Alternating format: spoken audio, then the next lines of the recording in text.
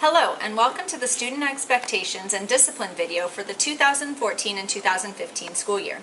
In this presentation, we will be covering important policies and procedures that we expect all students to follow each and every day. As we go through this video, here is some food for thought. The only discipline that truly lasts is self-discipline. If you learn how to discipline yourself, others will not need to do it for you. Before we get started, let me go over the expectations and agenda for the video. First, this session should last approximately 20 minutes. You will be receiving a packet that contains all of the information we are covering today. During the presentation, we are expecting you to follow along, take notes, and jot down any questions that you might have. At the end of the video, myself and Ms. Castro will be in to answer any questions you wrote down. If you don't understand something, now is the time to ask. Moving forward, we are going to expect that you fully understand all of the policies and procedures we have at HSA. By the end of this session, you will be able to 1. Identify and understand school-wide rules and policies. 2. List and understand the reasons for suspensions and expulsions. 3. Understand all consequences that will be enforced at HSA. And 4. Articulate and reflect on the importance of today's session for success at HSA as well as for your future. So, why is discipline, and especially self-discipline, an important part of life? For one, life is like a chess game. You always need to think 2 to 3 steps ahead of any action in order to make sure that the result positively affects you and your loved ones. Next, avoiding disciplinary issues at HSA can help you with your college applications and your letters of recommendation. How, you ask? Well, let me tell you. All of the adults on campus are here to support you in your educational growth.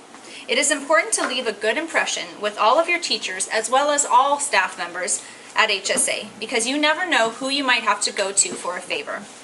You will need letters of recommendation for college, and if you have too many interactions with teachers, you may have very few to choose from. Don't let that happen. Make sure you are always portraying your best self here at HSA. Don't close doors on yourself because of inappropriate behavior. Lastly, having good self-discipline shows respect for your parents and your loved ones. They too only want to see you succeed. So now we'll be addressing uniforms. Since last year, there has been a shift in the uniform policy. Although this has already been stressed, I want to review it again here. All students must wear their grade level polo and khaki pants or skirts or shorts of the appropriate length. Next, in terms of outerwear, all students can wear zip-ups, sweatshirts, or jackets in solid black, white, gray, or navy blue. We have amended the policy so that if you choose, you can wear a pullover as long as it is solid and in one of the approved colors. At this time, we're going to show you some examples of the outerwear that is approved and not approved. Not approved. Approved? Not approved. But this one's approved. There's no logo. Wrong color, not approved. This one's not approved Monday through Thursday, but you can definitely wear this on Friday. Violations to the uniform policy are as follows. The first offense, a warning and a call home. The second offense, detention and a call home. The third offense, Saturday school, and I hope you're seeing a pattern here, and a call home. Finally, on your fourth offense, there will be loss of free dress privileges for the remainder of the semester and a parent meeting with an administrator. Please note that any detentions or Saturday schools are logged in each student's permanent record. Now, let's move on to the free dress policy. This is exactly the same as last year. Please make sure that on free dress days, all undergarments are completely covered. No spaghetti straps, tank tops, high or low cut shirts, short skirts, or short shorts. In addition, all shoes should be closed-toed and cannot be red. And that goes for the regular school day, Monday through Thursday regular uniform as well. Lastly, there should be no accessories that imply gang activity or gang symbols, hats, athletic jerseys, or jackets. Violations to the free dress policy are as follows. On the first offense, a call home, and parents will be asked to bring the uniform to school. On the second offense, a call home, a detention, and you will lose your free dress privileges for the remainder of the semester. Again, just keep in mind that any offense is documented in your file. Okay. As you already know, we are a college-ready academy. This means that each and every day of instruction is extremely important. Every day that you are absent from school puts you behind. Therefore, it is imperative that you come to school every day so that you don't miss out on any important information that your teachers need to share with you. Students with good attendance records achieve higher grades, enjoy school, and more successful in the pursuit of higher education or in obtaining a job in the future. If you miss a day of school, please make sure to follow up with your teachers for any information that you missed on that day. And also make sure to bring a note signed by your parent or guardian so that you avoid any unexcused absence. Please note that chronic absences will result in an intervention and a SARD process. Now, in terms of tardies, as college-ready students who will soon have jobs and will be in college in the near future, it is imperative that you arrive on time to all of your commitments and responsibilities that you have. Tardies at HSA are not acceptable. Dr. McCullough always says, to be early is to be on time is to be late, and to be late is just unacceptable. School is a very important commitment. Please ensure that the following happens every single day. Arrive to school by 7:30. As soon as you arrive, start heading over to your class by 7:40 a.m. If you are tardy, the following will take place. You will need to get a tardy pass from the office. Please note that all tardies will be tracked and kept as part of your record. So make sure that this record tells a good story about you. As with everything in life, there are consequences for being late. In a job, you would simply be written up, and if the problem persists, then you would be fired. Therefore, start preparing yourselves for the future. What happens if a student is late, you may ask? Well, the following will take place. On the first tardy, you will receive a warning. The following consequences are an addendum to the original policy, is a change from the parent and student handbook. Starting with the second tardy, you will be assigned 15 tardy minutes to serve either before school, after school, during nutrition, or during lunch. Okay? Yes, that is correct. Every time that you are late, you will be expected to do 15 tardy minutes. Okay? Every Friday during your morning advisory, I will give students who have tardy minutes a tracker indicating the number of minutes that you need to complete for that week. You will then have that Friday and the following week to complete your tardy minutes. Tardy minutes will be due to me on Fridays by 7:45 a.m. Okay? So you can head to the office or find me in the main lunch area to give that to me. I will post a handout on the bulletin board outlining what staff members will need help for that week and on what specific day. So use this to plan accordingly and to get your tardy minutes complete.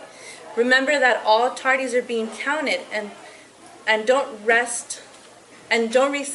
until the 10th week of school. So please make sure that you watch out for your tardies. On your 5th tardy, you will get a call home. On your 10th tardy, you will also receive Saturday school. And on the 15th tardy, do expect to bring in your parent with you for a parent conference. There will also be tardy competitions throughout the year, so please don't be the reason why your advisory, your grade level, or your gender does not win. Okay? And seniors, remember that attendance and tardies affect your chances to participate in all senior activities. Also, please keep in mind that at any point a staff member may call home regarding excessive tardies, absences, or for leaving school early regularly. Now, moving on to bikes and skateboards. Please make sure that if you do ride your bike or skateboard to school, you do not ride it on campus. Please walk the bike or skateboard in and out of school. Also, once you arrive on campus, please make sure that you have stored your items in the designated areas. Students who are not following the procedures for bikes and skateboards will have their bike or skateboard confiscated until the end of the school day. The first offense will be a warning, the second offense will be a detention, and the third offense will be a Saturday school. And here I just want to give a personal shout out to everyone who does ride a bike or a skateboard to school, because up until this point we have not had any violations to the policy. So thank you so much for that. Moving on to electronics. We all use electronics throughout the day to make our lives more efficient. However, There is a time and a place. Personal electronics may be used during non-instructional time. This includes before or after school, during nutrition and lunch, as well as during passing periods. Personal electronics may not be used during instructional time. Instructional time includes class time regardless of where you are. This means even if you are going to the restroom, your personal electronics should not be in use. In addition, field trips and school assemblies are also considered class time. It is important that you understand that if we see it or we hear it, it will be confiscated. If your electronic device is confiscated by a staff member, it will be held in the office for 1 week. After a week passes, only your parent or guardian can pick it up before or after school only.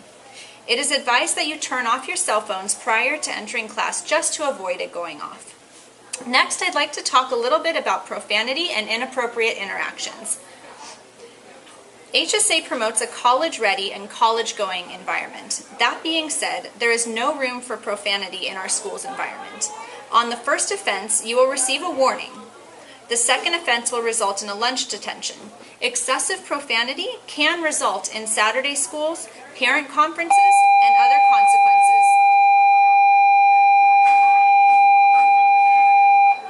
such as parent shadows. Just remember, what does your shirt say? As Dr. McCullough always says, keep it college ready. Moving on to inappropriate interactions, please respect our home. This means please do not do anything here that you wouldn't do at home in front of your parents, grandparents, or other legal guardians. In other words, keep it G-rated and college ready. We constantly have visitors on campus to see all of the great work that you are all doing. You never know when we could have someone on our campus who's willing to give us money to help fund programs for all of you. No visitor wants to come onto campus and see our students acting inappropriately with one another or using profanity. So please keep that in mind as you interact with one another. Let's move on to restroom privileges. No students may use the restroom during the first or the last 15 minutes of class. During passing periods, after nutrition, and after lunch, restrooms can only be used until the 2-minute mark of the next class. So for example, if fourth period is starting at 12:50, the restroom can be used up until 12:48. After that, students must report to class and follow classroom procedures for bathroom use. Now I want to talk about food. HSA does allow students to bring in outside food for lunch should they choose. However, this is Health Services Academy, emphasis on the health. So our expectation is that you are not eating fast food. Students who choose to bring food for lunch should not bring fast food. Fast food can be defined as food coming from any restaurant that has a drive-thru. Please make sure that if you do arrive to school late, that you do not walk in with visible food. Next, selling food. Selling food is strictly prohibited on school grounds. If you are caught selling food, consequences could result in suspension. Please make sure that you are never selling outside food on campus unless it has been approved by ASB for a club or class fundraiser. Okay, let's talk a little bit about academic dishonesty. We hope that all students build a strong character, approach their academics with honesty, and uphold ethical conduct. Academic dishonesty is taken very, very seriously at HSA. Academic dishonesty includes, but is not limited to, cheating on exams or quizzes, plagiarizing the work of others, copying or turning in work done by someone else, receiving improper assistance on assignments, working on assignments as a group without the prior consent of the teacher, or any other behavior in which a student had an unfair advantage in completing an assignment. Consequences for academic dishonesty vary based on the offense. First-level violations, which include dishonesty related to homework, classwork, or formative assessments, will result in an NP on the assignment and a parent contact by the teacher. In addition, the incident will be relayed to the administration, in which more consequences may be assigned. Lastly, the student will receive a 1 in behavior for the semester. Second-level violations, which include cheating or plagiarizing on summative exams, theft of answer and documents, and providing answers to students prior to testing will result in an NP on the assignment, a parent conference with administration, a 1 in behavior for the semester grade, and a possible in-school or out-of-school suspension. Now, moving on to teacher rules. This is just a reminder that all specific classroom rules, grade level rules, and their subsequent consequences are our rules and consequences. This means that the administration fully supports and stands behind any rules that are enforced in your classes. We know that we have amazing students here at HSA and rarely have to deal with suspensions and expulsions. However, we feel it is important for you as a student to know what it means to be in violation of Ed Code or Educational Code. Any student who engages in any of the following may be suspended in or out of school for 1 to 3 days. So please take about 30 seconds to look through the list of suspendable offenses at this time in your packet.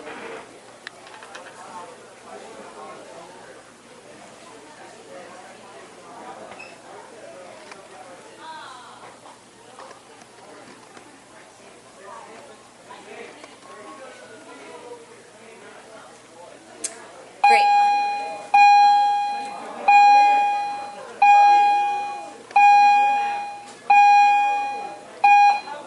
Please note that depending on the offense, school police may be contacted.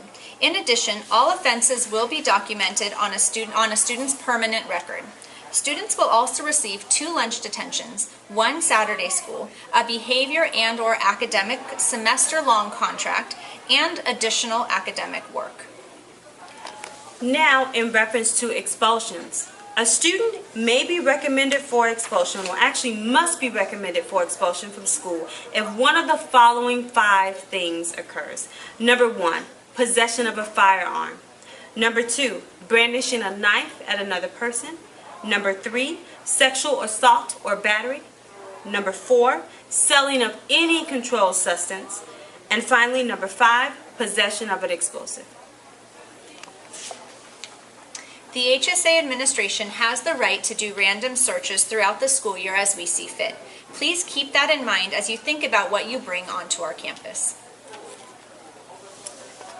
I know we have covered a lot of discipline-related topics, but it's important to let you know that throughout the school year, we have many positive behavior supports.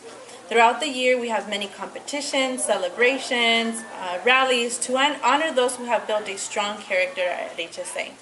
Students who have a positive outlook on their education, who show respect to their peers and HSA staff, and who approach each situation with honesty are highly regarded at HSA and are supported by all staff members on campus. We always want to find ways to support the positive behavior we see on campus each and every day. Thank you for listening to our presentation. We are so excited for this upcoming school year, and we know it will be a fun one. Our number 1 priority is to ensure the safety of each and every one of you. You have the right to a safe and protected learning environment, and we are here to support that and make sure it happens. Please know that we are here at any time should you need to speak to any one of us. We are excited to see the great things you do this year and look forward to helping you pave your way to college. We will be visiting your classroom in a few minutes to answer any questions you may have about anything we covered today. Thank you and have a great day.